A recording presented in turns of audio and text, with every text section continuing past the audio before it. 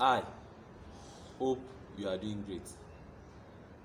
Looking at my right hand side here, we have a right up on one of our ponds here. This pond is 15 feet by 8 feet. We have this right up written on one side of this pond here. The right up is feeding points. Feeding point is under feeding techniques in catfish farming.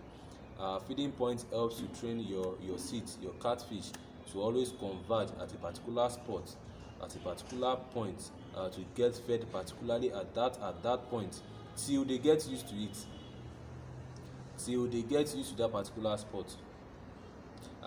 Some farmers feed their fishes at point A today, feed them at point B tomorrow, feed them at point C next tomorrow. It's not always advisable, it's not always good. Setting feeding points anyway is not easy. It's a gradual process till they get used to it. You need to keep doing it every day till they get used to it.